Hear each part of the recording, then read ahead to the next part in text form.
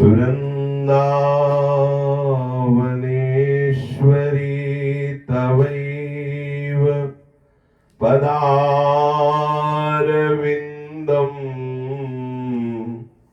प्रेमामृतैकमकरन्द रसौघपूर्णम् हृद्यर्पितं मधुपते स्मरतापमुग्रम्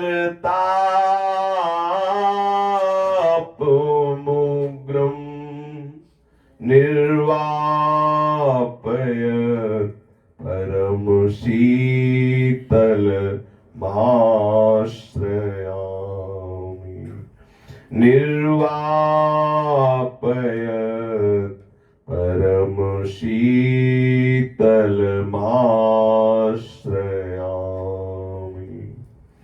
श्रीमद श्री वृंदावन धाम की जय। श्री वृंदावन श्री वृंदावन श्री वृंदावन श्री वृंदावन प्राण वृंदावन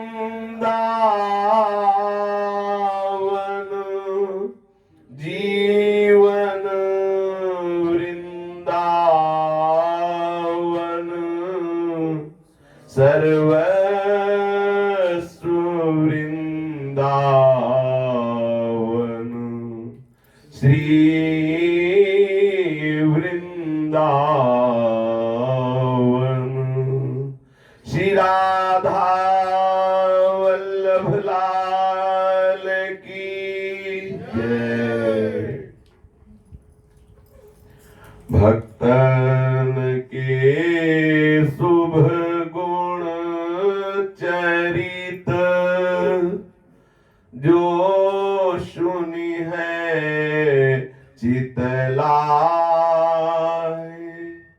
ताके भक्ति बढ़े घनी अरु हरि हो ही सहाय। अजहूं सोच विचार के गहि भक्तन पद ओट हरि कृपालु सब पाछली क्षमी है तेरी खोट। हरि कृपालु सब पाछली क्षमी है तेरी खोट। जिन महाभागवत भगवत प्रेमी ऋषिक संतों ने अपना संपूर्ण अंतःकरण श्यामा श्याम के चरणों में अर्पित कर दिया है, जिनके शरीर की संपूर्ण चेष्टाएं भगवत प्रसन्नता के लिए होती है, जिनकी ज्ञानेन्द्रियां एवं कर्मेंद्रियां शास्त्र सिद्धांत के अनुसार वर्ताव करती है, जिनका स्वभाव बन गया है श्यामा श्याम के नाम रूप लीला धाम का चिंतन करना, आठों पहर उनकी सेवा की भावना में डूबे रहना, ऐसे महापुरुषों का सानिध्य, ऐसे महापुरुषों के वचनों का मनन, ऐसे महापुरुषों के द्वारा बताई हुई उपासना पद्धति से उपास्य देव में अनुराग हो जाता है, प्रेम लक्षणा भक्ति का प्रादुर्भाव हो जाता है। इस अहेतुकी प्रेम लक्षणा भक्ति से बढ़कर कोई परम लाभ नहीं है, जिनमें किंचन मात्र किसी विकार का प्रवेश होने का अवसर नहीं होता। शुष्क मन में लौकिक वासनाओं में भागते हुए मन में नाना प्रकार के नानात्व को सत्य मानने वाली बुद्धि में ये हेतुकी भक्ति का क्या सुख होता है, ये भावना भी नहीं बन सकती, कल्पना भी नहीं बन सकती। जो अपने लोगों के अंतःकरण की धरा है, इसमें हम सोच भी नहीं सकते कि वो महापरमानंद स्वरूप प्रभु के श्री चरणों के आश्रय में, श्री चरणों के चिंतन में, श्री चरणों के समर्पित होने में कितना महासुख है, ये अभी हमारा मन बुद्धि तर्कना भी नहीं कर सकता। ऐसी वो महासुखमय स्थिति है। ये क्षण क्षण में अंतःकरण में विराजमान जो अहम धर्म है, ये हम चेष्टा भी करें पूर्ण समर्पित होने की, तो ये हमें बाधा पहुंचाता रहता है। जब तक हम भगवत प्रेमी महात्माओं के आश्रित नहीं होते, तब तक ये अहम धर्म नष्ट नहीं होता, ये भागता रहता है। अहम धर्म से युक्त ये मन भागता रहता है।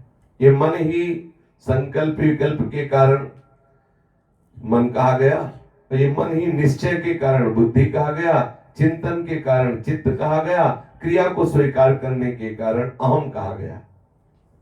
ये अहम टूटना बड़ा मुश्किल है। ये जो धारणाएं बन जाती हैं, हमें कुछ ज्ञान है, हम कुछ तपस्वी हैं, या हम दान पुण्य करते हैं, या हम ये जो विविध प्रकार की बाहरी धारणाएं बन जाती हैं, उन धारणाओं को मिटाना बड़ा कठिन होता है। इसीलिए भगवत प्राप्ति दुर्लभ कही जाती है। नहीं, सच्ची मानिए, भगवत प्राप्ति दुर्लभ नहीं, भगवत प्रेम दुर्लभ नहीं। प्रभु हमारे हैं, हमारे थे, हमारे रहेंगे। सत्य वस्तु की प्राप्ति के लिए क्या हमें प्रयास, सत्य वस्तु की प्राप्ति की क्या दुर्लभता, जो हर समय हमारे समीप है, त्रिकाल सत्य है, अहेतुकी कृपालु है, सर्वसुहृद है। ऐसे प्रभु से हम अपने आप को इतना दूर मान रहे हैं, इसका कारण है अज्ञान। इसका मूल कारण है देहाभिमान। इसका मूल कारण है ये नानात्व सत्यता का भाव, संसार के प्रति महत्व बुद्धि का भाव, इंद्रियों के भोगों में सुख बुद्धि का भाव। ये दुर्लभता पैदा कर रहा है भगवत प्राप्ति की। लगता है कलिकाल है। अभी कल ही किसी ने कहा, अरे हरिवंश महाप्रभु, जिस काल में इससे ज्यादा मूर्खता क्या हो सकती है। वाणी किसी काल के लिए नहीं होती, वाणी कालातीत होती है और हर समय वर्तमान स्थिति का अनुभव नित्य लीला में। अभी आज गोपाल राज महाप्रभु ने पद गाया, बोले आज गोपाल, आप गाओ आज गोपाल, आज अभी, वो कल नहीं, एक घंटा पहले नहीं, अभी वर्तमान में, अभी गोपाल रास खेल रहे। आज गोपाल रास, आज अतिराजत दंपति भोर, आज बननी को रास। कैसे उनको समझाया जाए जो ये बात कहते हैं कि ये वाणी जी जिस काल में लिखी गई वो उस काल के लिए थी। वाणी जी कालातीत है। चंद्र मिटे, दिनकर मिटे, मिटे त्रिगुण विस्तार, दृढ़ व्रत श्री हरिवंश को मिटे न नित्य बिहार। ये जो मान्यताएं हैं, ये जो धारणाएं हैं, ये जो भेद बुद्धि करके बातें हैं, इन पर हमारी जब दृष्टि जाती है, तभी हम भगवत प्राप्ति की दुर्लभता को स्वीकार करते हैं। अगर इन सब बातों से हटकर मेरे प्रीतम, मेरे श्यामा श्याम और मुझे कृपा करके मिल जाएंगे, तो सुलभता लगती है। ये दुर्लभता हमारी मान्यता से, और सच्ची माने ये सिद्धांत यथा माम प्रपद्यन्ते तास्तथे भजाम्यहम्। जैसी धारणा बना लोगे कि कलयुग है, भगवान नहीं प्राप्त होंगे, तो आप सर के बल खड़े होकर भजन करो तो भी भगवान प्राप्त नहीं होंगे। सच्ची मानी। और आपने अगर हृदय से मान लिया है कि मैं जैसा भी हूं, प्रभु करुणा करके मुझे जरूर मिलेंगे, मेरे में कोई सामर्थ्य नहीं, न ज्ञानी हूं, न वैराग्यवान हूं, न भक्त हूं, प्रभु जैसा हूं नाथ मैं आपका हूं, आप कृपा करके जरूर प्रभु मिल जाएंगे। क्योंकि आपने माना है ऐसा, आपने प्रभु के प्रति ऐसा भाव किया है, तो प्रभु आपके भाव की रक्षा के लिए, आपके भाव सिद्धि के लिए आपसे मिल जाएंगे। किसी साधना से रीझ के नहीं, आपके भाव से रीझ के। भावोत्सवेन भजताम रसकाम धेनुम तम राधिका चरण रेणु महम स्मरामि। ये जो अहम की धारणा बैठ गई है, यही हमें प्रियालाल से विमुख कर रही है। संतों के पास भी जाते हैं तो अहम की धारणा लेकर के जाते हैं, अपनी जानकारी की मान्यता लेकर के जाते हैं। हमारी मान्यता से जो अच्छा लगा तो वाह वाह, मान्यता से हमें अगर हमारी मान्यता से विरुद्ध लगा तो हम उसे स्वीकार नहीं करते। जबकि हमें अपनी मान्यता हटाकर देखना चाहिए कि आचार्य और शास्त्र सिद्धांत के अनुसार यदि संत महापुरुषों के वचन है तो हम अपने अहम का त्याग करके उसे स्वीकार करें, जिससे हम बहुत शीघ्र प्रभु के नजदीक पहुंचे। बड़ा भारी प्रपंच का फैलाव फैला हुआ है। साधक को चाहिए कि मिलना जुलना बातचीत करना ये सब बंद कर दे। अगर भगवत मार्ग में आगे बढ़ना है तो सुने न काहू की कही, कहे ना अपनी बात, ना तो अपने हृदय की बात किसी से बतावे कि मेरी स्थिति क्या है, मेरे हृदय की मांग क्या है, और ना किसी की बात सुने। अब सुनने और बताने की बात नहीं, सुनना है तो प्रिया प्रीतम का यश सुनिए, और बताना है तो रसिक संतों के बीच में बैठ के गुरुजनों से अपनी बात बता दीजिए। इष्ट मिले और मन मिले, मिले भजन रस रीति, तहा निसंक होए मिलिए। 300 के तीनों बातें मिलनी चाहिए, इष्ट और मन और रस रीति। इष्ट मिल गया है, मान लो श्यामा श्याम की उपासना, वो भी श्यामा श्याम का उपासक है, लेकिन रस रीति नहीं मिल रही, हमारी बात नहीं बनेगी। मन नहीं मिल रहा तो हमारी बात नहीं बने। तीनों बात मिलना चाहिए। हम जिस रस रीति से हैं, हमारा मन मिलना चाहिए, इष्ट मिलना चाहिए, फिर हम निश्चिंत होकर वहां बैठे तो हमें कोई बाधा नहीं पहुंचेगी। नहीं, शब्द बहुत अपना प्रभाव रखते हैं। वो तो सिद्ध पुरुष होते हैं जो जित संग दोषा, किसी भी शब्द का किसी भी संग का प्रभाव न पड़े, नहीं तो पड़ता है, उसका प्रभाव पड़ता है। हम असंग भावना से युक्त रहे, ज्यादा किसी से संग न करें। शास्त्र स्वाध्याय संत जनों की वो बातें जो हमारे आराध्य देव की प्रियता में पुष्टता प्रदान करें, जो हमारे गुरु वचनों पर दृढ़ विश्वास पैदा कर सके, हमें वो बातें स्वीकार करनी है। वो बातें सुनकर श्रद्धा पूर्वक निष्ठा पूर्वक, बहुत कम समय है और इसी में हमें भगवत साक्षात्कार करना है। अगर हम इस उलझनों में पड़े रहे, कौन क्या कह रहा है कौन क्या, तो फिर हमारा मार्ग अवरुद्ध हो जाएगा। पूर्ण श्रद्धा और विश्वास का ये मार्ग है। अगर हम तर्कना करने लगे तो क्यों का कहीं अंत नहीं। बोले ऐसा तो इसका मतलब क्या, फिर उसका उत्तर दे। बोले ऐसा क्यों, फिर उसका उत्तर ऐसा क्यों। तो क्यों का कभी अंत है क्या। आज ही अपने भाव से मेरे प्रभु श्री श्यामा श्याम मेरे समीप है, ऐसी भावना करके आप उपासना कीजिए। ये कोई कोरी भावना नहीं है। नाम वाणी जहां श्याम श्यामा तहां। यदि आप नाम जप कर रहे हो, लीला गायन कर रहे हो, धाम वास कर रहे हो, धाम का आश्रय लिए हो, हर समय उनके चिंतन का प्रयास कर रहे हो, तो सच्ची मानिए आपकी एक एक वृत्ति उन्हीं से है, आप जान नहीं पा रहे। ये दुर्लभ बात नहीं है। बोले श्यामा श्याम कोई सुलभ है क्या। श्यामा श्याम से बढ़कर कोई सुलभ बात नहीं है। ये हमारी भले मूर्खता पूर्ण बात लगे किसी को, लेकिन सच्ची बात कह रहा हूं, श्यामा श्याम से बढ़कर कोई सुलभ है नहीं, कोई सुलभ नहीं। वो हमारी एक एक वृत्ति में समाये हुए हैं। कोई ऐसी वृत्ति नहीं जो उनके बिना अस्तित्व रखती हो। वो हमारी आत्मा है। आत्मा हरिवंश प्रकट परमानंद, कैसे तुम्हें बताएं। वही वही है ही है, अपने तो झूठे मान रहे हैं, वही वही है। श्री हरिवंश सुप्राण सुमन हरिवंश गणिजय, श्री हरिवंश सुचित्त मित हरिवंश भनिजय, श्री हरिवंश सुबुद्धि वरन हरिवंश नाम जप। हा हरि राधा वा वृंदावन साचरी, वही वो है। ये पांच भौतिक ढांचे में राग द्वेष करके हम उस बात को समझ नहीं पा रहे। अरे श्यामा श्याम और निकुंज कोई सरल है क्या। तो नरक तो सरल है फिर तुम्हारे लिए भाई। ये कठिन लग रहा तो वो सरल है, फिर रास्ता पकड़ो उसका। नाना प्रकार की भेद भावनाएं करके, राग द्वेष करके, काम क्रोध आदि के विकारों में फंसते हुए फिर वही रास्ता है। और अगर ये सच्ची मानिए, अब हृदय में कोई ऐसा है नहीं कि हम बता सके अनिर्वचनीय बात, श्यामा श्याम से बढ़कर सरल बात और कोई नहीं है। प्रभु से मिलन से बढ़कर कोई सरल बात नहीं। प्रभु से नजदीक कोई, अगर सही पूछो तो जिसे आप शरीर को मैं मान रहे हैं, ये भी हमसे बहुत दूर है। इतने नजदीक श्यामा श्याम है कि ये शरीर बहुत दूर है हमसे। हमसे श्यामा श्याम इतने नजदीक है। हम ज्ञान की बात से नहीं कह रहे, भाव की बात से कह रहे हैं। बिल्कुल वास्तविक समझ लो। हर समय वो हमें दुलार कर रहे हैं, पर हम समझ नहीं पा रहे। अब भी इसी क्षण वो हमारे समीप है, वो हमें प्यार कर रहे हैं। ये सब बातें छोड़ दो। ये जो बाहरी लोग वर्णन करते हैं ना, ऐसा करो तो इतने में श्यामा श्याम की, अरे इतना दुर्लभ, ये बनाए रखो। वो अपनी दुर्लभता अपनी जेब में रखो। हमारे प्रिया प्रीतम, हमारे घर के प्रिया प्रीतम हमारे हैं, पर्सनल हमारे, वो हमें मिलेंगे। बस ये बात बैठा लो, ना मिल जाए तो हमें बताना।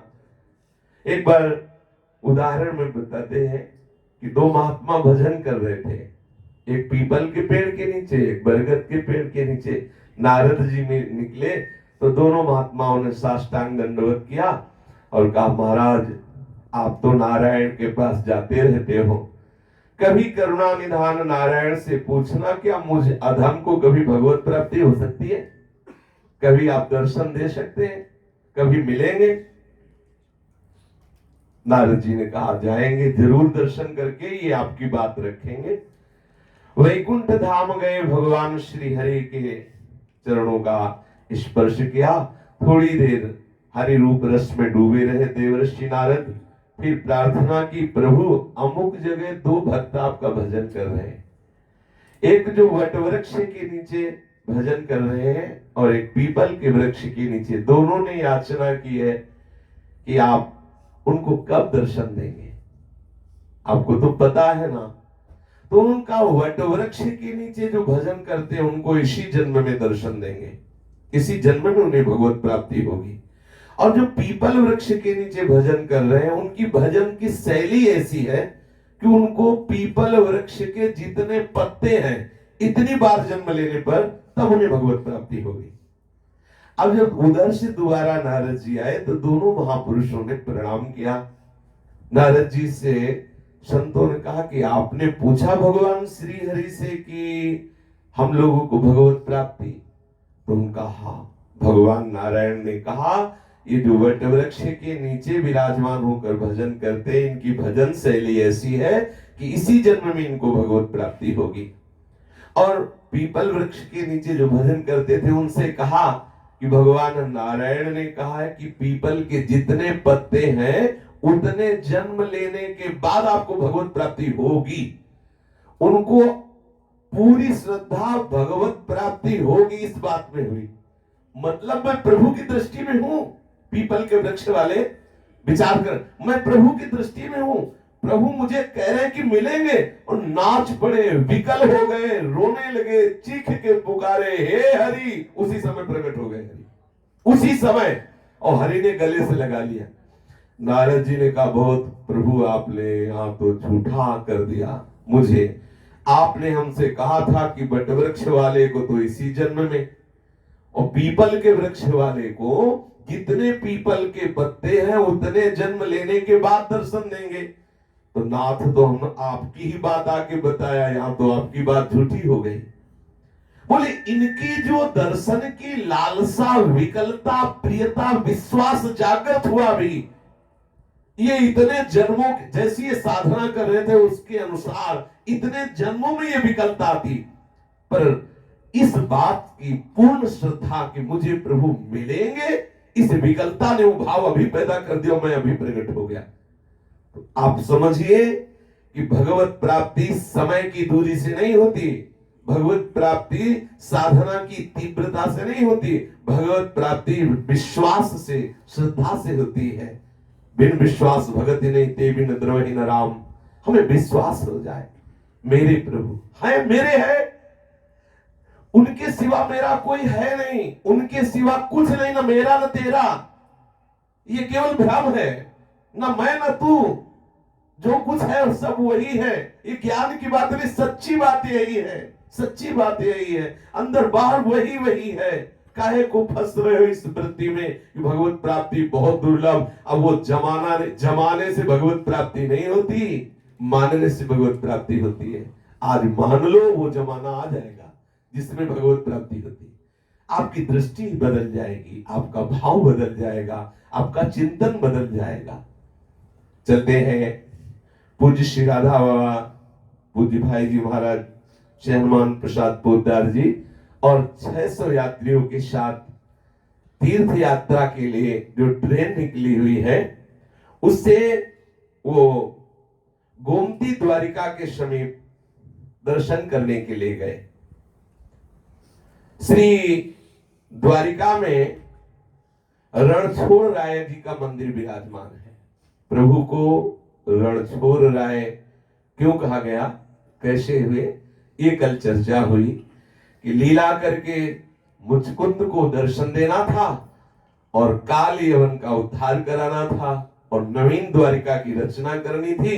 इसलिए ठाकुर जी महाराज, जिनके बल से सब बलवान होते हैं, वो एक निर्बल की भांति भाग पड़े कालेवन के सामने से। इसलिए एक महामहिमा में ठाकुर जी का नाम हुआ रणछोड़ राय।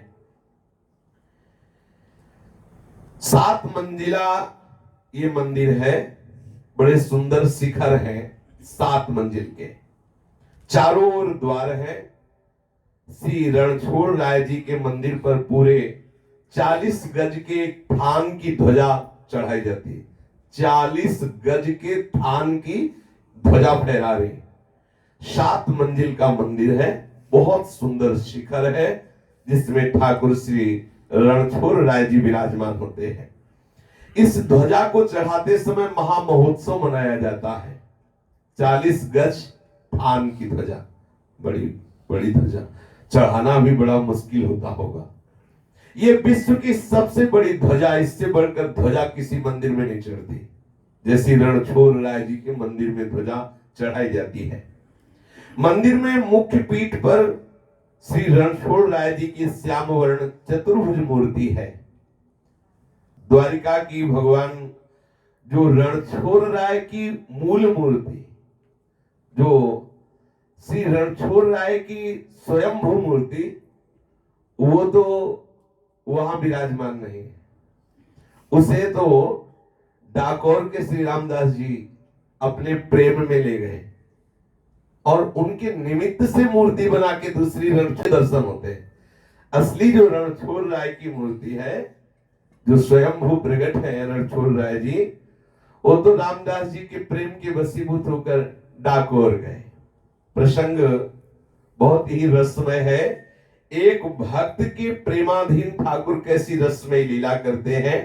द्वारिका के ठीक ही डाकोर एक गांव रहे, रहे रामदास भक्त भक्तिया को प्यारी है। द्वारिका के ढेंग ही डाकोर एक गांव रहे, रहे रामदास भक्त भक्तिया को प्यारी है। जागरण एकादशी कर रण छोर जुके, भयो तन वृद्ध आज्ञा दही नहीं धारिये।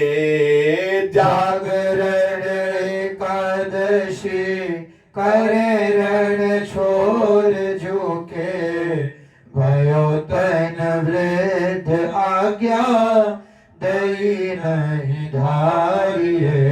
बोले भैरी भाई तेरो आए बसयो ना जाए, चलो धर धाय तेरे ल्याओ गाड़ी भारी।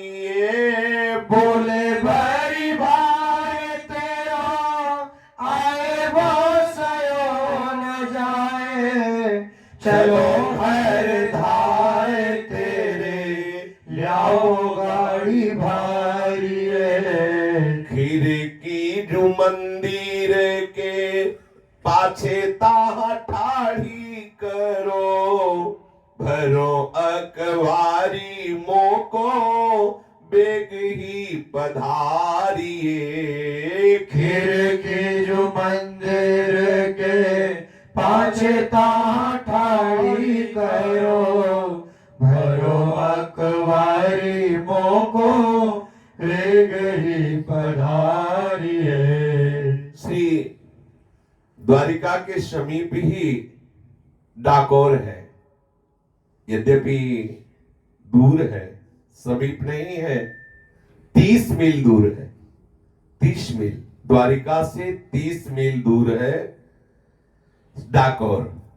पर यहां कहा द्वारिका के भीग ही ये प्रीति का स्वरूप है, क्योंकि प्रेमी को अपना प्रीतम दूर नजर नहीं आता, विमुखों को दूर नजर आता है, प्रेमी को दूर नहीं। जैसे रोज संतों की वाणी सुनते हैं, अपने को एक बार दर्शन के लिए बहुत दूरी लग रही है, राधा बाबा जहां जाते हैं वहीं की लीला प्रकट हो रही, जहां जाते हैं वहीं का ठाकुर प्रकट होकर उनको दर्शन दे रहा।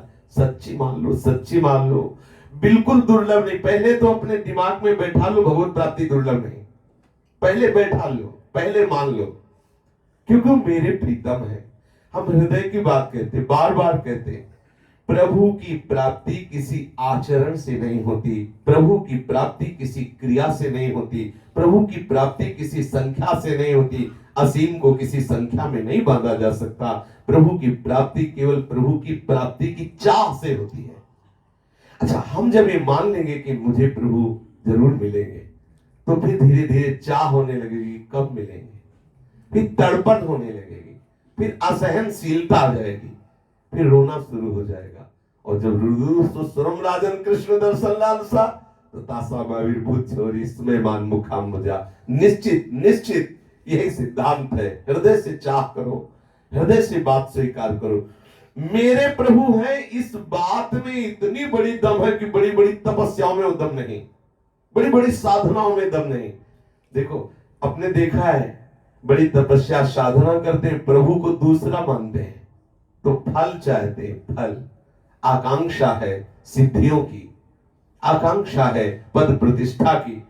और जब प्रभु मेरे हैं ये बात आ गई ना, इससे बढ़कर बड़ी बात कोई नहीं। सारी सिद्धियां, सारे के सारे सद्गुण, सारी देवी संपदा इसी बात में समाई हुई, प्रभु मेरे हैं, प्रभु मेरे हैं। जब एक दूसरा कीड़ा ला करके भृंगी उसे भृंगी बना सकता है, आप बिल्कुल सहजता से देखिए, उस दूसरे कीड़े के अंदर ना चाह है भृंगी बनने की, ना वो भृंगी का नाम जपता है, ना भृंगी का रूप का चिंतन करता है। ये भृंगी अपनी तरफ से उसको करवाता है, उसको और डंक मारता है ऐसे, और भंग, तो जबरदस्ती उसको वही चिंतन होता है। ठीक ऐसे ही हमें भगवान मिलने के लिए राजी हो गए, हमें घसीट लिया संसार से, जबरदस्ती मुझे धाम नाम राम और ये महिमा सब सुना रहे, जबरदस्ती मुझे भगवत प्राप्ति की योग्य बना रहे, जबरदस्ती मेरे हृदय में बैठाला जा रहा है कि आप भगवत प्राप्ति करो, जबरदस्ती बैठाला जा रहा है कि भगवत प्राप्ति की हमें निश्चित निश्चित वो वृत्ति आ जाएगी जिससे हमें प्रियालाल मिल जाएंगे। ये आप देखो, जब एक दूसरी जाति का कीड़ा भृंगी बन सकता है, तो हम तो उन्हीं के हैं, क्यों नहीं मिलेंगे हमें? उन्हीं के हैं, उन्हीं के थे, उन्हीं के रहेंगे, मानो या ना मानो उन्हीं के। ये बीच में तो जैसे प्याऊ में नहीं बहुत लोग मिल जाते, किसी से हाथ मिलाया, किसी से मुस्कुराया, किसी को अपना मान लिया, ठीक ऐसे इस जगत में हो रहा, जिससे स्टेशन पे मिलना, प्याऊ पे मिलना, ऐसे ये मिलन है कि ये मेरा घर, ये रिश्तेदार, ये नातेदार, वास्तविक रिश्ते नातेदार तो प्रिया प्रीतम है हमारे, अनंत जन्मों से मेरे प्रीतम वही है, वही रहेंगे, वही थे। भ्रम बेकार का पाल लिया है, इसी भ्रम को नष्ट करने के लिए भगवत कृपा से साधु समागम होता है। इसी भ्रम को नष्ट करने के लिए बड़े कृपा पात्र जन है जो ये विश्वास करते कि मुझे प्रभु मिलेंगे। बोले बड़ी सामर्थ है तो दिखाओ। भैया ये कोई जादू नहीं है, चुटकी बजाए भगवान खड़े हो गए। आप विश्वास करो, आप अपने हृदय की निष्ठा में लाओ, प्रभु करुणा करेंगे आपको। ये किसी के बस की बात नहीं है। तुम्हारे अंदर प्रभु की चर्चा करके चाह पैदा करना, ये उन्हीं की बात है। वही आपको चर्चा का सहयोग देते हैं, कथन श्रवण करने का, वही आपको विश्वास दिला रहे हैं। ये इस तरह से नहीं भैया, इसमें किसी की सामर्थ्य नहीं। प्रभु भी चाहे आपको मिलना, तो आप अगर मिलना नहीं चाह रहे हैं, आप भाव नहीं बना रहे हैं, आप श्रद्धा नहीं बना रहे, तो प्रभु आपसे मिलेंगे आके, लेकिन आपको विश्वास नहीं होगा कि यही प्रभु है, तो आपको सुख का अनुभव नहीं होगा। बिल्कुल ये जड़ता, ये हठ, ये कर्कशता, ये छोड़ करके सहज सरल भाव से हो जाइए। कैसे रिझवार ठाकुर है, देखो इस प्रसंग में द्वारिका के समीप ही डाकोर नाम का एक गांव है। वहां बड़े ही भगवत प्रेमी महात्मा श्री रामदास जी महाराज रहते हैं। बड़े ही प्रेमी भक्त है। इनको अत्यंत प्यारी भक्ति लगती है। भक्ति आपको प्यारी है। देखो, भक्त तो है, लेकिन प्यारा क्या लगता है? सम्मान। प्यारा क्या लगता है? रुपया पैसा। प्यारा क्या लगता है? अपना यश। प्यारा क्या लगता है? संसार के भोग। तो वो बात अलग हो गई। अब यहां जिस बात पर ठाकुर रीझे वो बात देखिए, तो इसका प्रमाण है। भक्ति आपको प्यारी है, इसका प्रमाण आगे मिलेगा कि इनको केवल भक्ति प्यारी है। कोई संसार का पद, कोई प्रतिष्ठा, कोई भोग सामग्री नहीं। रामदास जी महाराज के हृदय में हरि की भक्ति का अत्यंत आदर है। हरि की भक्ति ही प्राण है, हरि की भक्ति ही जीवन है, हरि की भक्ति ही संपूर्ण धन है। ऐसी भावना से युक्त है। और ये प्रभु के प्यार में पगे हुए एकादशी के दिन रात्रि में जाते और जागरण करते, पूरी रात्रि कीर्तन करते, प्रभु को रिझाने के लिए पूरी रात्रि कीर्तन करते। कुछ ऐसे भक्त हैं जो एकादशी पद्धति से करते हैं। वास्तविक भगवत प्रसन्नता के लिए समस्त व्रतों में श्रेष्ठ व्रत है एकादशी। भगवत प्रसन्नता के लिए जो भगवत आराधना में श्री एकादशी महारानी का व्रत रह करके रात भर जागरण करके खूब नाम कीर्तन भगवत यश गाथा कथन श्रवण करते हैं, श्री कृष्ण की कृपा से उन्हें श्री कृष्ण चरणारविंद की भक्ति प्राप्त होती है। तो श्री द्वारिका में रणछोड़ राय के मंदिर में रात भर जागरण करते रामदास जी, खूब नाम कीर्तन करते। अब आपका शरीर थोड़ा वृद्ध होने लगा तो ठाकुर जी को पीड़ा हुई। जैसे पूज्य गोस्वामी श्री सनातन जी, रूप सनातन जी का जब शरीर वृद्ध हुआ, इनका नियम था वृंदावन से नित्य पैदल जाकर गिरिराज जी की परिक्रमा करना। अब आप सोचो, वृंदावन से पैदल गिरिराज जी जाना और पूरे गिरिराज जी की परिक्रमा करना, और अकिंचन संत, परम अकिंचन, प्रिय हरि के रे, परम वैराग्यवान, परम अनुराग से युक्त। इनकी क्या वैराग्य की चर्चा करें, ठाकुर को भी हाजिर जवाब दे देते हैं अपने वैराग्य की पुष्टता से युक्त होकर। बाटी बनाया, ठाकुर जी ने कहा थोड़ा नमक, बोले कल घी मांगोगे, बुरा मांगोगे, आप अपनी व्यवस्था कर लो। हमें आपको रिझाना है भजन के द्वारा, वैराग्य के द्वारा। हम कहां तक भोगों का संग्रह करेंगे? आपको अगर सुविधा चाहिए तो आप ठाकुर हो, आप अपनी कर लो। तो जो लाल मंदिर बना है ना, ये ठाकुर जी ने अपने आप भगत पटाया है, अपने आप को प्रसन्न है। लेकिन आप इतने वैराग्यवान है कि कभी किसी भी तरह के सुख सुविधा भोग आदि को स्वीकार नहीं किया। ठाकुर जी धीरे करके गिरिराज जी में प्रकट हुए और कहा सनातन जी से कि अब आप गिरिराज जी की परिक्रमा करने मत आया करो। क्यों?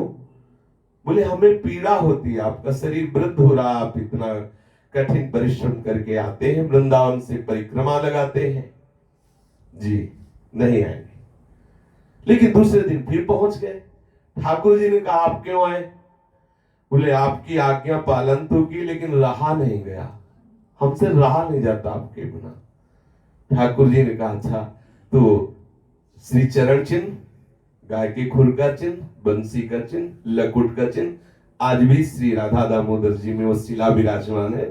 ठाकुर जी ने दिया और कहा इसी की 4 परिक्रमा कर लिया करो, ये मेरे ही गिरिराज की परिक्रमा का साक्षात फल मिलेगा और ये मेरा ही स्वरूप है। ऐसे ही ठाकुर जी ने आज्ञा दी कि अब आप रात्रि में आके यहां जागरण करना, ये सब बंद कर दो। आपका शरीर वृद्ध हो गया है, 30 मील चलकर पैदल आना, किसी सवारी से नहीं, पैदल नंगे पैर चल के आना, एकादशी व्रत रहना, रात्रि भर कीर्तन करना, सुबह फिर भक्तों को प्रणाम नमस्कार करके चरणामृत ले फिर जाना। और ऐसे नहीं आना, साथ में तुलसी जी का गमला लेके आना, तुलसी जी का गमला लेके। कितनी विशुद्ध भक्ति। ठाकुर जी ने कहा कि अब आप जो है अगली एकादशी से आना बंद कर दो, घर पे ही कीर्तन किया करो, घर पे ही रात्रि जागरण किया करो। ठाकुर जी के सामने तो रामदास जी ने हामी भर ली, लेकिन जब अगली एकादशी का समय आया तो विरह व्याप गया, दर्शन के लिए हृदय तड़पने लगा। मन में सोचने लगे कि प्रभु का स्वभाव बड़ा दयालु है, वो अनंत माताओं जैसा प्यार अपने भक्तों से करते हैं, अनंत पिता जैसा दुलार करते हैं, परंतु क्या हमें प्रभु की ये बात माननी चाहिए? प्रभु ने कहा कि अब अगली एकादशी से ना आना, तो क्या मुझे बात माननी चाहिए? ये आज्ञा प्रभु की नहीं माननी चाहिए। प्रभु ने मेरे सुख के लिए आज्ञा ये की है ना, नहीं, मैं जाऊंगा, मैं अपनी दृढ़ निष्ठा में रहूंगा। बस फिर क्या था, द्वारिका के लिए नंगे पैर चल पड़े। श्री रामदास जी हाथ में नवीन तुलसी का ऐसे गमला लेकर श्री रणछोड़ प्रभु का दर्शन करने जाते। अच्छा, तुलसी का गमला क्यों ले? एक तो तुलसी भगवत स्वरूप है, परम पवित्र स्वरूप। दूसरी बात, सेवा में नवीन तुलसी दल और नवीन मंजरी तो मुरझाए ना, सीधे गमले से उतारा मंजरी और ठाकुर जी के चरणों में सीधे तुलसी द्वादशी को उतारी और ठाकुर जी के चरणों में समर्पित कर दी। इसलिए गमला लेके जाते थे कि नवीन तुलसी ठाकुर जी के चरणों में समर्पित करने के लिए। नवीन तुलसी का गमला लेकर श्री रणछोड़ भगवान के दर्शन करने जाते। नवीन मंजरी तुरंत उतार कर श्री ठाकुर जी के चरणों में चढ़ाते थे। ये हर एकादशी का उनका नियम था। भगवान ने झुंझला करके रामदास जी से कहा कि मैंने मना किया था, आप क्यों आए? आप कह रहे थे कि मैं आपकी आज्ञा पालन करूंगा, फिर आए क्यों? इन्होंने कहा प्रभु क्या करूं, आपकी आज्ञा पालन किया, लेकिन एकादशी आते ही मेरे हृदय में इतनी पीड़ा हुई, इतना विरह हुआ कि वो आपकी आज्ञा पालन करने की सामर्थ्य नहीं रह गई और मैं आ गया, क्योंकि मैं आपके बिना जी नहीं सकता, आपके बिना रह नहीं सकता, इसलिए चलाया। प्रभु ने कहा बात तो ऐसी कुछ हमारे में भी है कि हम आपके बिना नहीं जी सकते। कह तो हमने भी दिया था कि मत आना, लेकिन हमारे भी हृदय में कुछ कुछ हो रहा था कि यदि तुम एकादशी को नहीं आए तो हम कैसे जिएंगे, कैसे रहेंगे। रामदास जी के हृदय की पीड़ा बिल्कुल ठाकुर जी के हृदय में। आप देख लीजिए, कोई ऐसा ना समझे कि आप ठाकुर जी से प्यार करते तो ठाकुर जी आपसे प्यार नहीं करते।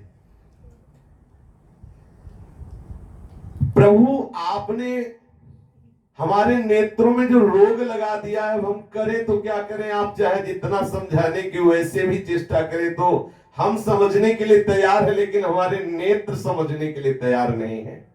सखी ये है दृग वही रूप लुभाले, सखी दृग वही रूप लुभाले, मचली रहो शशि मुख निरखन को, जा विधि बाल अयाने। मचली रहो शशि मुख निरखन को, जा विधि बाल अयाने। लोक लाज कुल का निखिलौना, दियो तऊ नहीं माने। लोक लाज कुल का निखिलौना, दियो तऊ नहीं माने। नारायण सोइन फोर्यो, ऐसे निपट सयाने। नारायण सोइन फोर्यो, ऐसे निपट सयाने। सखी ये दृग वही रूप लुभाले, सखी दृग वही रूप लुभाले। श्री रामदास जी रणछोड़ राय ठाकुर जी से कह रहे हैं कि हमारे नेत्र आपके रूप में ऐसे पक गए हैं कि और कुछ दिए राजी ही नहीं होते, चाहे इन्हें ज्ञान से समझावे, चाहे इन्हें और कोई प्रलोभन दे। जैसे छोटा सा अबोध बालक मचल पड़े चंद्रमा को देखने के लिए, अब उसे कितने भी खिलौने दो वो राजी नहीं हो। ऐसे ही लोक लाज कुल कान और यहां तक कि आपकी आज्ञा, ये सब हमें नहीं रोक सकते। हमारे नेत्र केवल आपके इस मुखारविंद की दर्शन के लिए लालायित हैं। ये सब आपकी आज्ञा कर रहे हैं। लोक मर्यादा क्या है, वेद मर्यादा क्या है, या अन्य प्रकार के कोई सुख सामग्री रूपी खिलौना अब मुझे नहीं रोक सकते। मीरा जी कहते हैं कि ये दो नैन कहो नहीं मानत, ये मेरे नेत्र कहना नहीं मानते, मेरी बात खुद मेरे नेत्र नहीं मान रहे। मैं समझाना चाहती हूं लेकिन नहीं। नदियां बहे जैसे सावन की, जैसे सावन में सरिता बहती है उमंग करके, ऐसे मेरा हृदय गिरधर के लिए उमंगता रहता है। जैसे सावन में वर्षा होती रहती, ऐसे मेरे नेत्रों से अश्रु वर्षा होती रहती। और ये विकल है नेत्र, मेरे समझाने में समझने वाले नहीं। रामदास जी कह रहे मुझे हार करके विवश होकर के प्रभु आपके समीप आना पड़ा। ये मेरे नेत्र मुझे चैन नहीं लेने देते। इनको मैं कितना भी समझाऊं या आप भी आज्ञा करें, अब ये समझने वाले नहीं।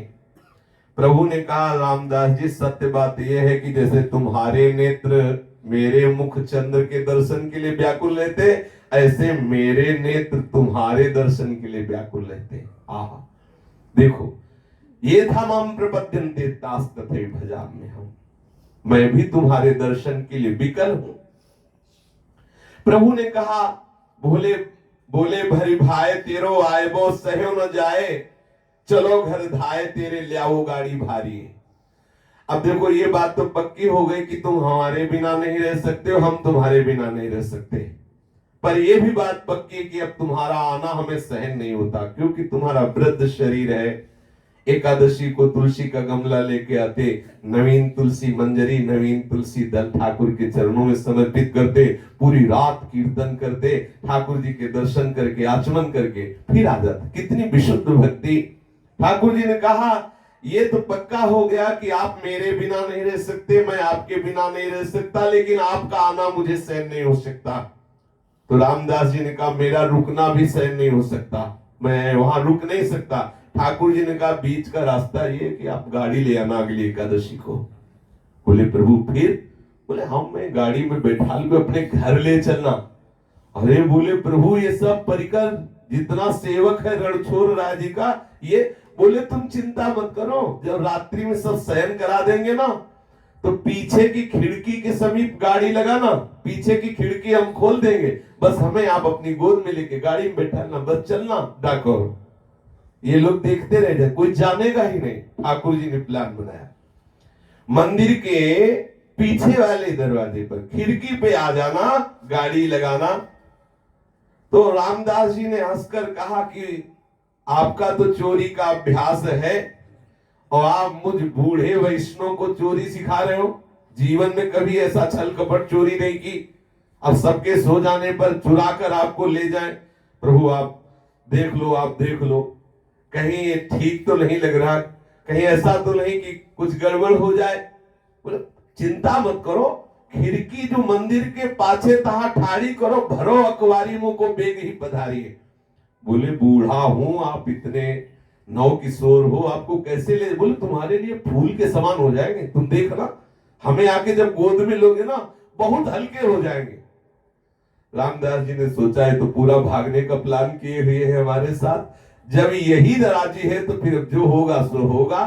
तो करीवाही भांति आयो, जागरण गाड़ी चढ़ी, जानी सब वृद्ध भयो, थकी पाँव गति है। करीवाही भांति आयो, जागरण गाड़ी चढ़ी, जानी सब वृद्ध भयो, थकी पाँव गति है। द्वादशी की आधी रात लेके चले मोद गात, भूषण उतारी धरे, जाकी सांची रती है। द्वादशी की आधी रात लेके चलात, भूषण उतारी धरे जाकी सांची रहती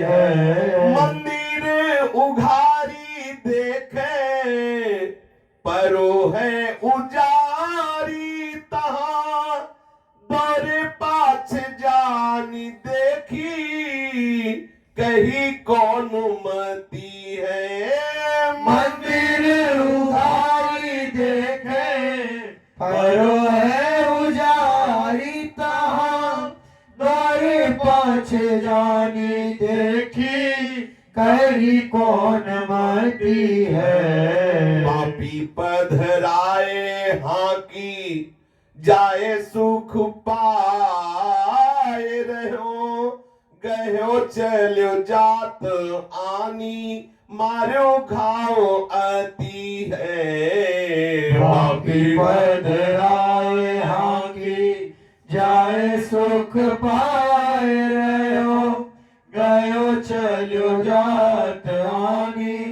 मारो घावती है। ठाकुर जी से बात पक्की हो गई कि अब अगली एकादशी को बैलगाड़ी लेके आना और बैलगाड़ी रात्रि में मंदिर के पीछे खिड़की के लगाना और हम आपके साथ भाग चलेंगे। ऐसी बात भक्त और भगवान की पक्की हो गई। श्री रामदास जी ने वैसा ही किया। अब अगली एकादशी को जब जागरण के लिए आए तो बैलगाड़ी पर चढ़कर आए। सब भक्तों ने और सेवकों ने देखा, निजी अंग सेवकों ने, कि रामदास जी इस बार बैलगाड़ी लेके क्यों आए। अपने आप मन में आया कि वृद्ध हो गए हैं इसलिए बैलगाड़ी लेके आए हैं, चलने में पैर थक गए होंगे, शक्ति रही नहीं, बूढ़े हैं इसलिए बैलगाड़ी लेके आए। किसी को ज्यादा शंका नहीं हुई। एकादशी की रात भर जागरण किया और द्वादशी को चले जाते थे, लेकिन इस बार द्वादशी को रुक गए क्योंकि एकादशी के जागरण में बहुत लोग सब थे। तो द्वादशी की तो भक्तों के मन में आया और जो पंडा पुजारी सेवक जन थे उनके भी मन में आया कि ये द्वादशी की रात को क्यों रुक रहे हैं। अपने शायद है कि पूछते तो हो सकता है भक्त सत्यवादी थे बता देते, लेकिन अपने आप ही शंका का समाधान कर लिया कि बूढ़े हैं थक गए होंगे, मन में आया होगा कि एक रात और व्यतीत करते। किसी के मन में वो शंका नहीं थी कि ठाकुर जी को ले जा सकते, ऐसी कोई बात ही नहीं थी। वयोवृद्ध श्री रामदास जी अब द्वादशी की आधी रात को जब देखा कि सब भक्तजन सो रहे हैं, ठाकुर जी का शयन हो चुका है, आस पास से सब बिल्कुल अंधेरा छाया हुआ है, प्रधान दरवाजे पर बड़े बड़े ताले लगे हुए हैं। बड़ी हिम्मत की, घबराहट तो हो रही रामदास जी को कि बहुत बड़ी बात है, इतने विशाल महामहिमा में मंदिर से ठाकुर जी को गायब कर देना है, बहुत बड़ी बात है। पर ठाकुरे जी राजी है भागने के लिए, तो क्या आधी रात को खिड़की के पीछे अपनी बैलगाड़ी लगाई। अब प्रभु ने क्या किया कि जब सेवक जन शयन करा के चले गए तो तुरंत उठे और तिजोरी खोली और जितने आभूषण थे सब दो पहन लिए। मालूम बेसर है तो दो पहन लिए, खूब डट के श्रृंगार कर लिया, बहुमूल्य कीमती सब आभूषण धारण कर लिए। नख से सिख पर्यंत पूरा श्रृंगार के खिड़की के खड़े उतावले, बार बार झांक के देख रहे अभी गाड़ी नहीं है, जैसे नौवधु तैयार हो चलने के लिए। अब जे भी रामदास जी गाड़ी लेके आए तो ठाकुर जी बिगड़े, कब से प्रतीक्षा कर रहा हूं, इतना विलंब कैसे हो। बोले प्रभु सामने वाले भगत जन सो तो जाते तब तो आते, अब सब सो गए तब। बोले देखो हम कब से तैयार खड़े हैं, चलो हमें गोद में उठाओ ले चलो। और छमछम करते हुए ठाकुर जी रामदास जी के आगे, रामदास जी का रुको, देखो ये है भक्ति प्यारी। भक्ति प्यारी में कैसी एक निष्ठा होती है, आप इसमें झांक के देख लीजिए। बोले जय जय रुक जाओ, ऐसे नहीं ले चलेंगे आपको। बोले कैसे ले चलोगे, हमने तो सब श्रृंगार कर लिया है, अब ये भी नहीं कि कोई श्रृंगार करना। बोले इसीलिए नहीं ले चलेंगे, ये सब उतारो, ये सोने चांदी के कीमती एक भी आभूषण आपके श्रीअंग में नहीं होने चाहिए। क्यों, यही तो जीवन है पंडा पुजारियों का। मुझे आप चाहिए ये सब आभूषण, आप सब उतार दो। अगर आप उतारोगे नहीं तो हम बैलगाड़ी लेके सामने चले जाएंगे, खिड़की के पास नहीं रखेंगे। आपको तभी ले सकते हैं जब आप एक भी आभूषण न धारण करें। भगवान ने बहुत जोर लगाया कि कुछ तो ले चलते हैं। बोले ये परीक्षा ले रहे थे। रामदास जी अकिंचन भक्त हैं, लौकिक संपत्तिहीन है, कोई ऐसा नहीं कि बहुत धनी मानी हो, लेकिन राजी नहीं हुई। एक भी आभूषण ठाकुर जी के उनके हृदय में प्रलोभन पैदा नहीं कर सके, एकदम इनकार कर दिया। आपको इन पंडा पुजारियों के पास ही रहना होगा यदि आभूषण पहन के चलोगे, मेरे साथ रहना है आभूषण उतार दो। ये जो आंतरिक भाव होता है इसमें ठाकुर के वैभव का महत्व नहीं होता। कई बार चर्चा में कहा है कि संसार से वैराग्य धारण करने पर प्रभु के मार्ग में चलना होता है, और प्रभु से जो प्रेम प्राप्त करना चाहते हैं उन्हें प्रभु के वैभव से वैराग्य होता है, भगवती वैभव से वैराग्य होता है। वो केवल प्रभु से प्यार करते हैं, ना प्रभु के ऐश्वर्य से। जो संसार के माया से वैराग्य कर लेता है भगवान के मार्ग का पथिक होता है, लेकिन जो भगवान के वैभव से भी वैराग्य कर लेता है वो प्रभु का अनुरागी जन होता है। प्रेमी जनों को प्रभु की प्रभुता से भी, प्रभु के ऐश्वर्य से भी, प्रभु के वैभव से भी वैराग्य होता है। उनको नहीं चाहिए प्रभु की प्रभुता, उनको सिर्फ प्रभु चाहिए। एक गांव में गरीब वृद्धा रहती थी। वो किसी तरह चरखा काटकर अपना जीवन चलाती थी। जो उससे अर्थ बचता था अपने गोपाल जी के लिए आभूषण बनाती थी। सुंदर सुंदर स्वर्ण के आभूषण कुछ तैयार कराए थे। देखा कि अब सेवा गोपाल जी की नहीं हो पा रही, तो किसी उत्तम भक्त को गोपाल जी की सेवा दी जा सके, ऐसी भावना से वो एक भक्त से कहा कि हमारे पास गोपाल जी हैं और उनके कुछ आभूषण भी हैं। अब हम चाहते हैं कि वृद्ध हो गई, आप अपने सेवा में ठाकुर जी पधरा लीजिए। तो कहा ठीक, कल सुबह आएंगे, हम गोपाल जी ले जाएंगे। उस मैया ने एक साधारण वस्त्र धारण करवा के ठाकुर जी दिए, ले जाओ। उन भक्त ने कहा कि नहीं, आभूषण भी चाहिए। चुप रहे, जब तक आप आभूषण नहीं देंगे तब तक हम गोपाल जी को नहीं ले जाएंगे। बोले अब कहो भी तो आपको गोपाल जी नहीं देंगे, क्योंकि हमने आभूषण इसीलिए नहीं दिए थे कि आपको गोपाल जी प्रिय है या आभूषण प्रिय है। अगर गोपाल जी प्रिय होते तो आप आभूषण की हट न करते। इसका मतलब आभूषण प्रधान दृष्टि है आपकी, इसलिए हम गोपाल जी सेवा में नहीं देंगे। जो भक्त जन होते हैं उनको स्वर्ण चांदी छत्र इससे कोई संबंध नहीं रहता, उनको तो प्रीतम चाहिए। रामदास जी ने मना कर दिया कि हम आपको बिना आभूषण के ले चलेंगे, ये सब आभूषण उतार दीजिए। ठाकुर जी में सच्ची प्रीति, आभूषणों का बिल्कुल लोभ नहीं। ठाकुर जी ने जल्दी जल्दी सब आभूषण निकाल के वहीं फेंक दिए, पूरे मंदिर में ऐसे फैला दिए, इधर उधर फेंक दिए और साधारण वस्त्र पहने। अब श्री रामदास जी महाराज खिड़की से ऐसे ठाकुर जी को गोद में उठे। देखो कितना प्यार ठाकुर जी करते हैं। गोद में ठाकुर जी को गोद में लिया और गाड़ी में ठाकुर जी को विराजमान किया और धीरे धीरे चल रहे हैं। अब श्री ठाकुर जी महाराज के दर्शन के लिए प्रातः काल सहस्त्रों भक्तों की भीड़ लगी मंगला दर्शन के लिए। मंदिर खोला तो खोलते ही होश उड़ गए, क्योंकि पूरे मंदिर में आभूषण बिखरे हुए थे। ये क्या हो गया? ये ठाकुर जी के श्रीअंगों के आभूषण जो तिजोरी में सुरक्षित रखे थे पूरे मंदिर में कैसे फैले हुए हैं, उजड़ा हुआ। देखा, अंदर देखा तो ठाकुर जी शयन गृह में नहीं। अब तो बहुत ही महान दुख हुआ कि कोई ठाकुर जी को चुरा ले गया। तो कुछ पुजारियों ने कहा कोई नहीं चुरा ले गया, वो रामदास चुरा ले गया। वो बैलगाड़ी लाया था ना, हमें शंका तो हो रही थी, पर ये लग रहा था कि वृद्ध भक्त है, वो ऐसा कैसे कर सकता है, रामदास जी चुरा ले गए। अब पुजारियों ने तुरंत पीछा किया वाहनों से, जिसे घोड़े आदि में सवार होकर के और अस्त्र शस्त्र लेकर के ठाकुर जी को छुड़ा लाने के लिए घोड़े से दौड़े। पुजारियों ने पीछा किया। अब रामदास जी ठाकुर जी को लिए तो जा रहे हैं, वृद्ध शरीर है। प्रभु से कहा प्रभु ये धूल दिखाई दे रही तो मुझे लग रहा है घोड़े से आ रहे हैं वो लोग, और देखो हम बूढ़े हैं, झगड़ा नहीं कर सकते, आपने ही हमें फंसा दिया है, कोई उपाय करो।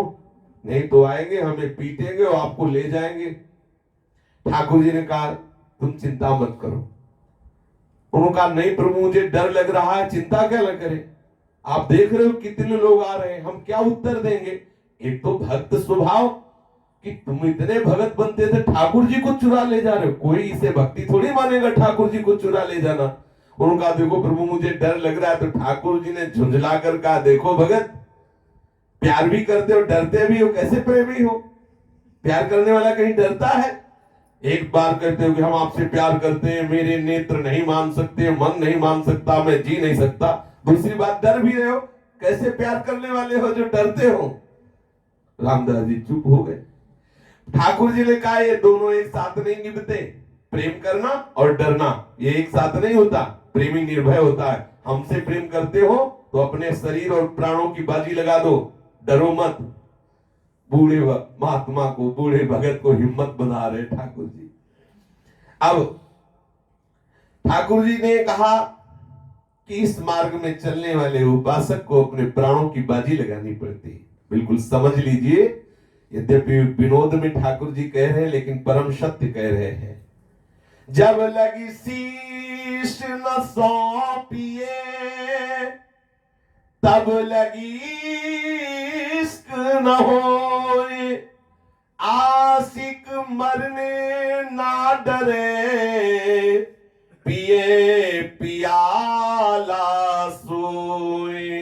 जब लगी शीश न सौंपिए, तब लगी इश्क न होए, आशिक मरने ना डरे, पिए पियाला सोए। जीते जी मर जाए, करे ना तन की आशा, आशिक का दिन रात रहे, सूली पर बाशा।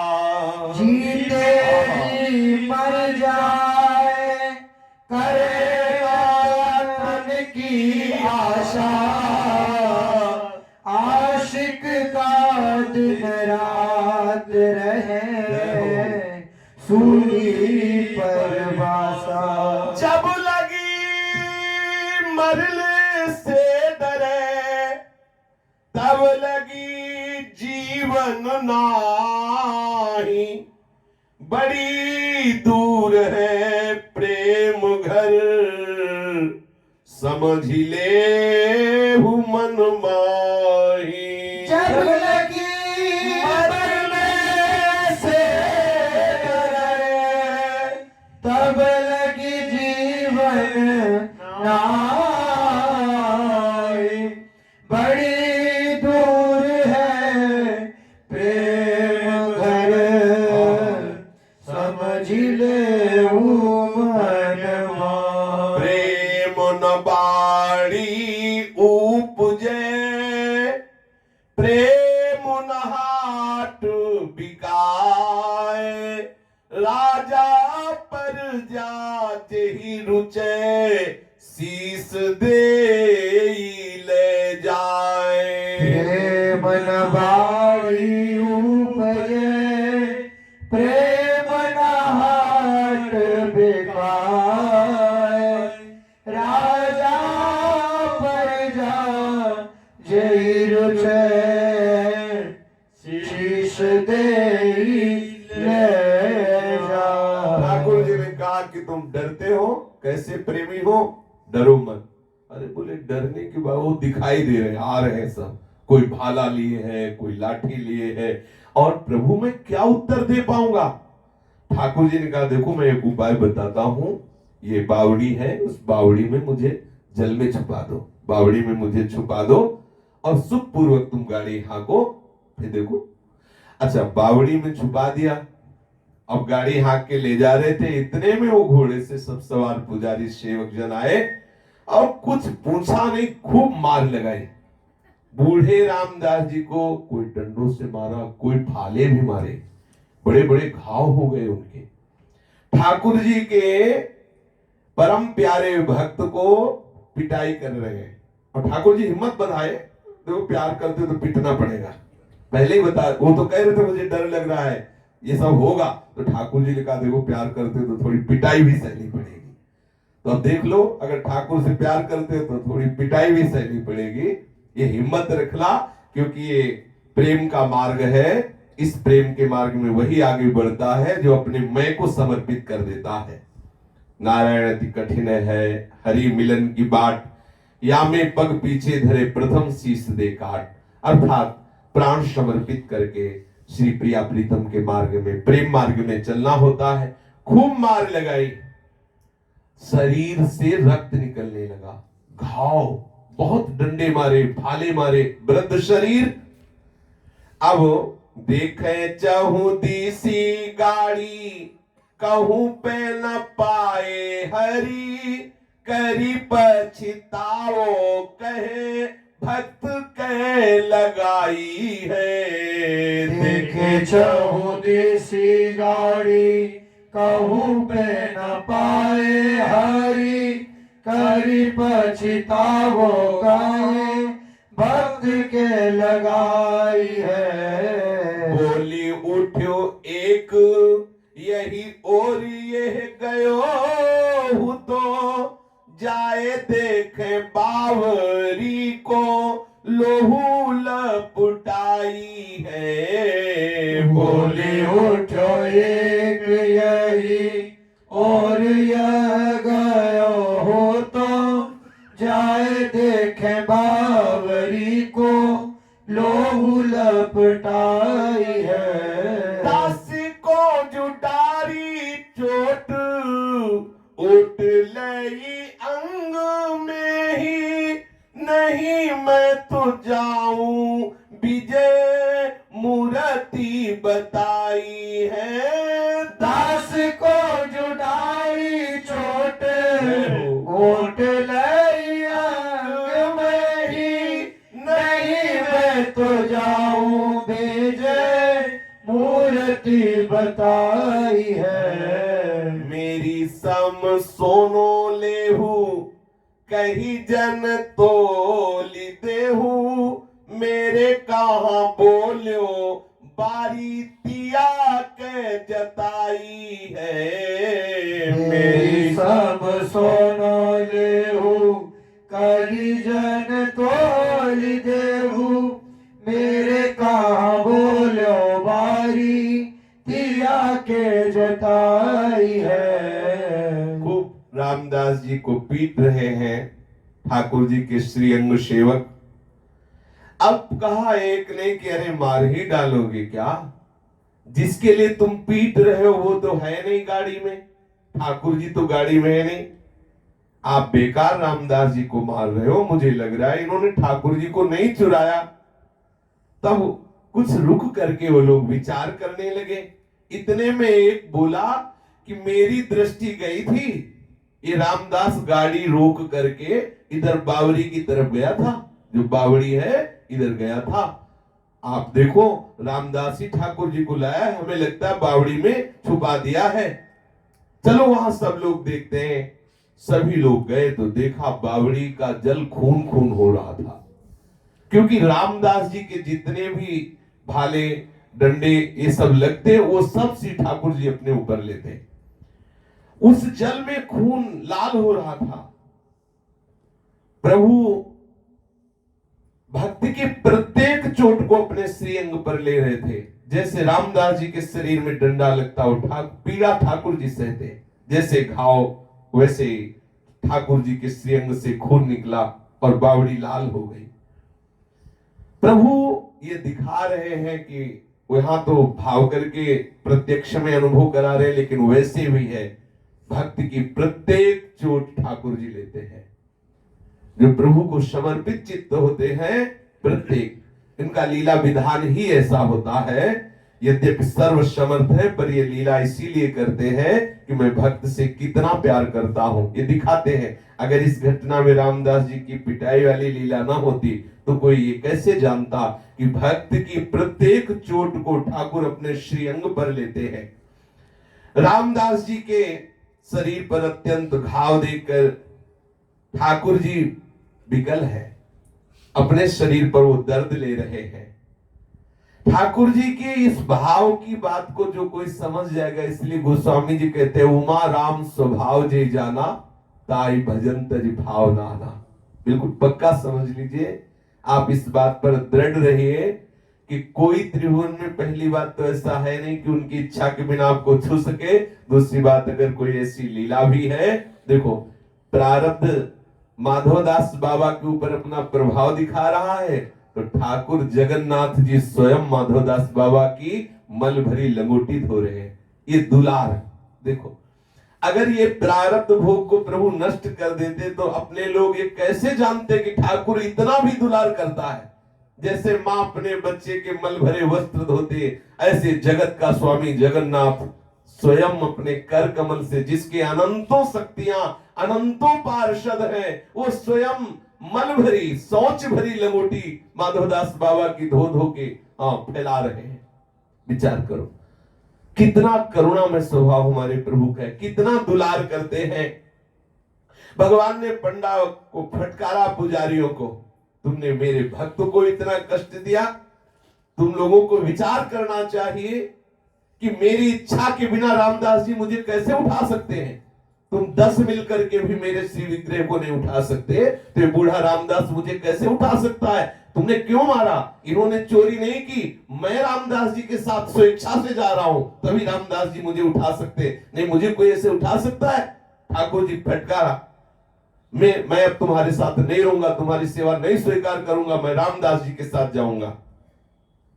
अब तो सेवक जो पुजारी जन थे, श्रीअंग सेवी थे, वो तो रोने लगे, क्योंकि वो इसलिए नहीं रो रहे कि ठाकुर जी से प्यार कर रहे हो, वो इसलिए रो रहे कि हमारे लड़का बच्चा परिवार तुम्ही से जी रहा है, तुम ही मंदिर में नहीं रहोगे तो भेंट कैसे चढ़ेगी, कैसे बात बनेगी। ठाकुर जी अंदर की बात सब जानने वाले हैं। बोले प्रभु आप नहीं रहोगे तो मैं अपने परिवार सहित प्राण त्याग दूंगा, आत्महत्या कर लूंगा। रणछोड़ राय से निजी अंग सेवकों ने धमकी दी कि अगर आप हमारे साथ नहीं चले और रामदास जी के साथ जाओगे तो छोटे छोटे बच्चों सहित पत्नियों सहित सब हम मंदिर में आके आत्महत्या कर लेंगे। ठाकुर जी हंसने लगे और हंस के कहा मुझे पता है कि तुम किसके लिए आत्महत्या कर लोगे, मेरे लिए नहीं। अच्छा मुझे अगर धमकी दे रहे हो तो एक बात, इतना मेरा स्वरूप है, महाप्रलय में अनंत जीवों का लय होता है, मुझे कोई फर्क नहीं पड़ता। अनंत सृष्टि का लय होता, विनाश होता है कि नहीं। संपूर्ण सृष्टि जलकर राख हो जाती है। 100 वर्ष तक ऐसी महान तेजस्वी अग्नि की वर्षा होती, सूर्य की किरणें अग्नि पैदा कर देती, उधर भगवान शेष के मुख से अग्नि पैदा होती, 100 वर्ष तक, दिव्य वर्ष तक पूरी सृष्टि जलती रहती है। तो भगवान कहते मुझे तो कोई फर्क नहीं पड़ता, अगर ये धमकी दो कि तुम 150 मर जाओगे तो यार क्या फर्क पड़ेगा, पूरी सृष्टि का एक समय विनाश होता है, मेरे ऊपर तो कोई फर्क नहीं पड़ता। हाँ कोई मेरा प्रेमी मेरे लिए रोए, ये मेरे को हिला देने वाली बात है। तुम्हारे अंदर प्रेम तो है नहीं, ये आत्महत्या करना चाहते हो चढ़ौती के लिए, जो दक्षिणा भेंट ये चढ़ती थी उसके लिए। हमको किसी भी प्रकार से तुम कमजोर नहीं कर सकते, हम जाएंगे तो रामदास जी के साथ। अब तुम्हें मरना है तो मर जाओ। अब जो सेवक जन थे उन्होंने कहा प्रभु अब थोड़ा तो विचार करें, हम लोग जिएंगे कैसे। बोले ये बात तुम ठीक कह रहे हो, ये बात तुम्हारी मानते हैं। ऐसा है अगर हमारे समाज बराबर तुम्हें सोना मिल जाए तो उन्होंने विचार किया कि ठाकुर जी इतने वजनील है कि अगर इनके बराबर सोना मिल गया तो बढ़िया बात बन जाएगी। ठाकुर जी ने कहा इसके साथ हम एक बात और करते हैं कि यहीं हम अपनी दूसरी मूर्ति प्रकट करते हैं, तुम उस दूसरी मूर्ति को वहां विराजमान कर लेना और मेरे बराबर सोना तुम्हें भगत जी दे देंगे। रामदास जी का वैसे पिटवा दिए, या खाने को तो है नहीं। आप ठाकुर जी से इशारा किया कि आप बोल क्या रहे हो। ठाकुर जी ने इशारे से कहा तुम चिंता मत करो। बोले रामदास जी हमारे बराबर सोना दे देंगे। ठाकुर जी से पूछा मतलब आप बोल क्या रहे हो, हमारे घर में अगर आप कहते कि हमारे बराबर अन्न दे देंगे तो भी विचारना पड़ता, ऐसे अकिंचन भक्त है, सोना का। ठाकुर जी ने कान में उनके कहा तुम्हारी पत्नी की जो एकदम छोटी महीन बारी है ना, बारी नाक की, उसमें हम तौल जाएंगे, तुम चिंता मत करो। अब ब्राह्मण जो सेवक जन थे उन्होंने कहा कि अगर आप अपने बराबर सोना रामदास जी से दिला रहे हैं तो हम राजी। उन्होंने सोचा कि देखो दोनों बात बन गई, एक तो मूर्ति ठाकुर जी की वो तो बैठा देंगे जाके, तो वो भेद पूजा चलने लगी, और दूसरी बात ठाकुर जी के बराबर सोना खूब चक आनंद चलता रहेगा, वो राजी हो गए। तो लगे जब तौली बेको बारी पाछे डारी दई, नई गति भई पल उठे नहीं बारी को। लगे जब तौलिबे को बारी पाछे डारी गई, नई गति भई पल उठे नहीं बारी को। तब तो खिसाने भय सब उठी घर गए, कैसे सुख पावे फिरो मत ही मुरारी को। तब तो खिसाने भय सब उठी घर गए, कैसे सुख पावे फिरो मत ही मुरारी को। हरि ही विराजे आपू कहो भक्ति को प्रतापू, जापू करे जो पे फुरे रूप लाल प्यारी को। गरीब विराजे आप करो भक्ति को प्रताप, जाप करे जो पे फूरे रूप लाल प्यारी को। बलि बंध नाम प्रभु बांध बलि भयो, तब आयुध को छत सुनी आए चोट मारी को। बलि बंध नाम प्रभु बांध बलि भयो, तब आयुध को छल सुनी आए चोट मारी को। अब बात तय हो गई कि रामदास जी एक तराजू में ठाकुर जी विराजमान करेंगे और एक तराजू में क्योंकि पलड़े में सोना देंगे। अब सब पुजारी जन चल पड़े, ठाकुर जी पुजारियों के साथ नहीं, रामदास जी के साथ उनकी गोद में बैठ के जा रहे हैं। अब वैसे ही डाकोर में पहले ही सूचना पहुंच गई थी इस घटना की, शास्त्रों लोग दर्शन के लिए व्याकुल खड़े हुए थे। जे भी गाड़ी पहुंची जय हो की ध्वनि हुई, भक्तों ने ठाकुर जी का खूब अगवानी की। अब पुजारियों से रामदास जी ने कहा पहले थोड़ा जलपान भोजन कर लो, बोले नहीं तराजू मंगाओ सभा के बीच में तौलो, एक तरफ ठाकुर जी पलड़े में दूसरी तरफ सोना तुम दो। वैसे पुजारियों को पक्का विश्वास था कि रामदास जी इतने धनी नहीं है कि वो सोना दे पाएंगे, और जब नहीं दे पाएंगे तो ठाकुर जी को हम ले ही जाएंगे। अब श्री रामदास जी ने कहा बहुत अच्छा, एक बड़ा तराजू मंगाया गया। अब पंडा लोग 5-7 मन तोड़ने वाला तराजू, क्योंकि बहुत बड़ा सोना मिलना है उनको ठाकुर जी के सामने। अब ठाकुर जी को विराजमान किया गया उस बड़े भारे तराजू के पलड़े में, सुंदर बिछोना बिछा के ठाकुर जी विराजमान हुए। भगवान की बड़ी विचित्र लीला। अब रामदास जी से कहा गया कि रखो सोना, तब रामदास जी ठाकुर जी से बोले कि ठाकुर जी तुम लाओ, निश्चित लाओ।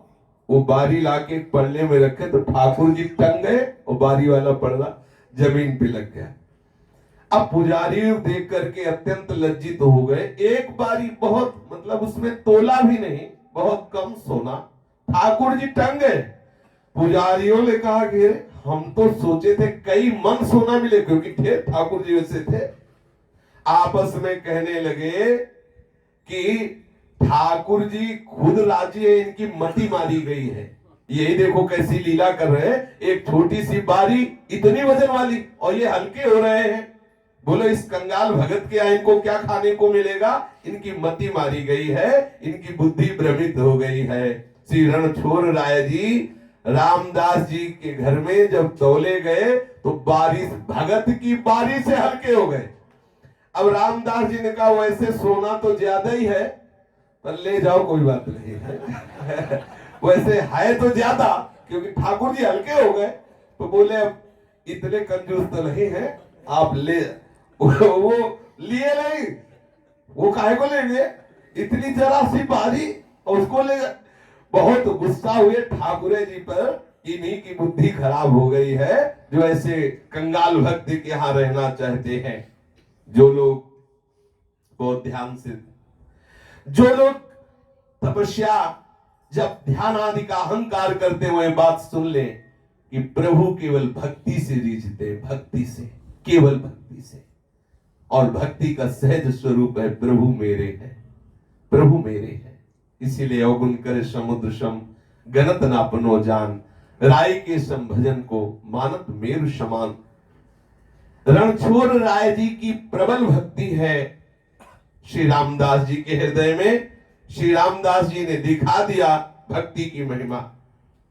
भक्तराज श्री रामदास जी की उस वाली से भी हरके होकर के ठाकुर जी ने रामदास जी की महिमा दिखाई। प्रसन्न होकर के प्रभु ने रामदास जी के यहाँ रहना स्वीकार कर लिया। रामदास जी का साधारण घर है, उसी घर में एक छोटे से सिंहासन में ठाकुर जी को विराजमान किया। रणछोड़ राय 7 मंजिल शिखर वाले विशाल मंदिर को छोड़ करके रामदास जी के यहाँ एक छोटे से घर में ठाकुर विराजमान हुए, भक्त की इस महान महिमा को प्रकाशित किया। श्री रणछोड़ राय ठाकुर की आज भी दवाई होती, पट्टी बांधी जाती। रामदास भगत के जो पिटाई की उनके सेवकों ने, तो आज भी पट्टी ठाकुर जी को बांधी जाती, रणछोड़ राय जी को आज भी औषधि लगाई जाती, आज भी लेप लगाया जाता है। प्रभु भक्ति से रीझते हैं। भावुक भक्त इस बात पर विचार करें कि भगवत प्राप्ति अपनेपन से होती है। प्रभु से जितना अपनापन, जितना प्यार करोगे, प्रभु अपने भक्त की एक रूपता का दर्शन कराया कि चोट भक्त के शरीर पे लग रही है और खून प्रभु के शरीर से निकल रहा है, घाव प्रभु के शरीर में हो रहे। भला कौन ऐसा त्रिभुवन में है जो प्रभु के भक्त को मार सके? प्रभु केवल दिखा रहे हैं कि भक्त ही मेरा अपना शरीर है, भक्त का हृदय मेरा हृदय है, भक्त जैसा चाहता है मैं वैसा ही खेल करता हूं, वैसा उसके इशारे पे नाचता हूं। और भक्ति का सहज स्वरूप है प्रभु मेरे हैं। पूज्य श्री राधा बाबा ये दर्शन कर रहे हैं श्री श्यामवर्ण चतुर्भुज द्वारिकाधीश का, कि ये जो मूल रणछोड़ राय है ये तो रामदास जी के यहाँ विराजमान है। 6 महीने तक मंदिर में कोई मूर्ति विराजमान नहीं की गई, 6 महीने तक। जब रामदास जी के यहाँ रणछोड़ राय बहुत व्याकुल रहे, फिर पुजारियों ने जो दूसरी ठाकुर जी की मूर्ति थी उसे विराजमान किया। आज भी इसी मूर्ति के दर्शन होते हैं। रणछोड़ राय जी के जो वास्तविक स्वरूप है वो डाकोर में विराजमान है, रामदास जी के घर में। पूज्य श्री राधा बाबा, पोद्दार जी महाराज और यात्री समस्त गोमती नदी में स्नान कर रहे हैं। एक दिव्य अनुभव हुआ स्नान करते समय राधा बाबा को, उससे चर्चा के। श्री राधा वल्लभ लाल की जय।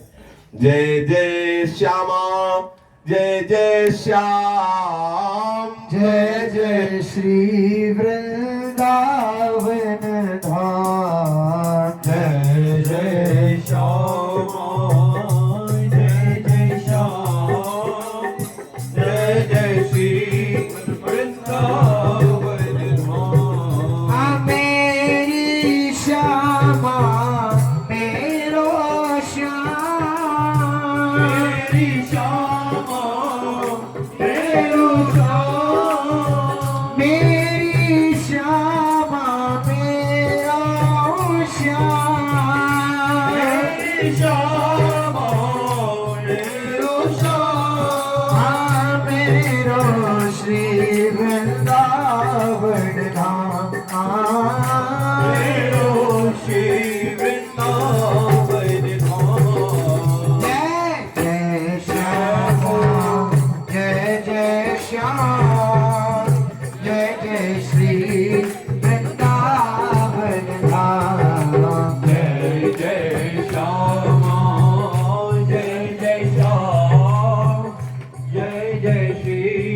वृंदावन धाम प्यारी श्यामा प्यारो श्याम प्यारी श्यामा प्यारो श्याम प्यारी श्यामा प्यारो श्याम प्यारी श्यामा प्यारो श्याम प्यारो श्री वृंदावन धाम प्यारो श्री वृंदावन धाम जय जय श्यामा जय जय श्यामा जय जय श्री वृंदावन धाम जय जय श्यामा जय जय श्यामा जय जय श्री वृंदावन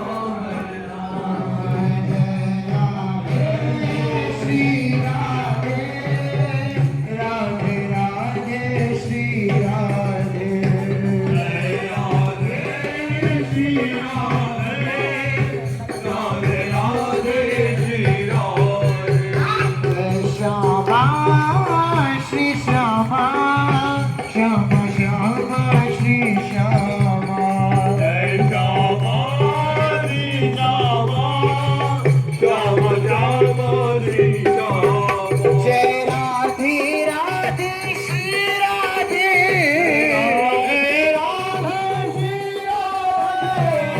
श्यामा श्यामा श्री श्यामा श्री राधे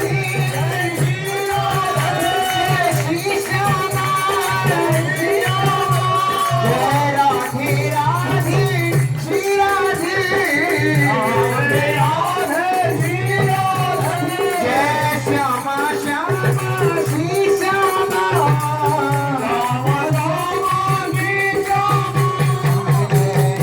श्री राधे राधे राधे श्री राधे राधे श्री राधे हो श्री राधे श्यामा श्री श्यामा श्यामा श्यामा श्री श्यामा श्यामा श्री श्यामा श्यामा श्यामा श्री श्यामा जय राधे राधे श्री राधे जय राधे राधे श्री राधे श्री राधा वल्लभ लाल की जय महाप्रभु श्री हरिवंश चंद्र जू महाराज की जय श्री हित सेवक जू महाराज की जय समस्त सहचरी वृंद की जय श्री वृंदावन धाम की जय श्री यमुना रसरानी की जय समस्त संत हरि भक्तन की जय श्री सद्गुरुदेव भगवान की जय जय जय श्री राधे जय जय श्री राधे जय जय श्री राधे श्याम जय जय श्री